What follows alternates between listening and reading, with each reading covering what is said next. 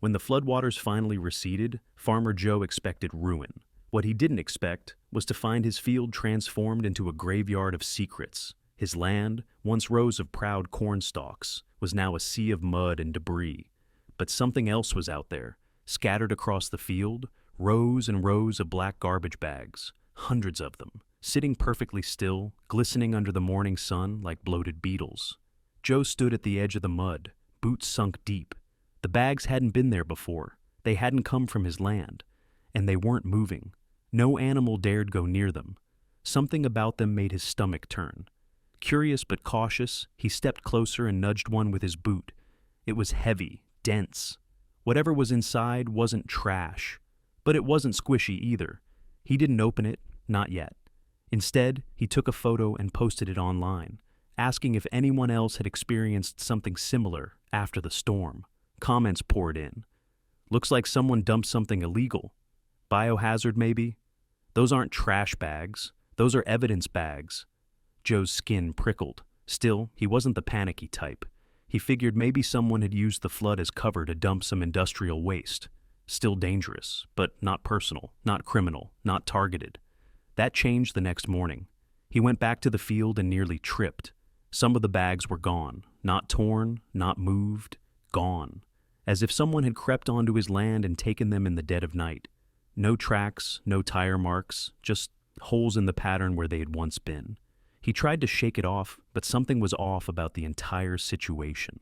So he messaged a guy online who claimed to be an environmental waste expert. The man's name was Kenny. He messaged back quickly. Send me photos. This might be dangerous. Joe sent the pics. 10 minutes later, Kenny replied, "We need to talk in person. Tomorrow, noon." The next day, Kenny arrived on Joe's property in a dark blue SUV. Middle-aged, fast-talking, dressed like a city guy who had no business walking through farmland. He shook Joe's hand and wasted no time getting to work, clipping one of the bags open with a box cutter. Joe watched as Kenny pulled out a stack of waterlogged paper, wrapped in layers of plastic. Too careful for trash. Kenny's eyes widened just slightly. Then he dropped the contents back in the bag and zipped it shut. "Just old documents," he said flatly. "Soggy receipts, nothing toxic.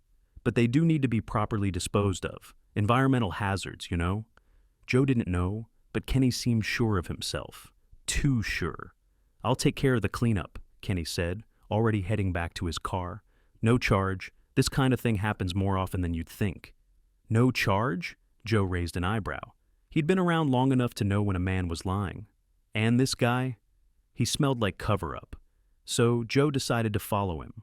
That night, Kenny returned with a crew, 3 unmarked vans, no logos, no questions. They worked under floodlights, quiet and fast, loading the black bags into their vans like ghosts. Joe stayed hidden behind his tractor, camera in hand, snapping shots through the haze. At one point, one of the men dropped a bag. It tore, money spilled out. Bundles of soaked cash, tens, maybe hundreds of thousands of dollars. Moldy, faded, but unmistakable.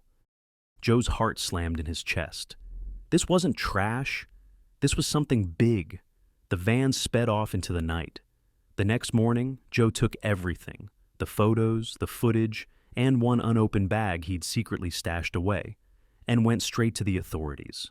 At first, the police were skeptical, but when they opened that one bag, it wasn't just cash.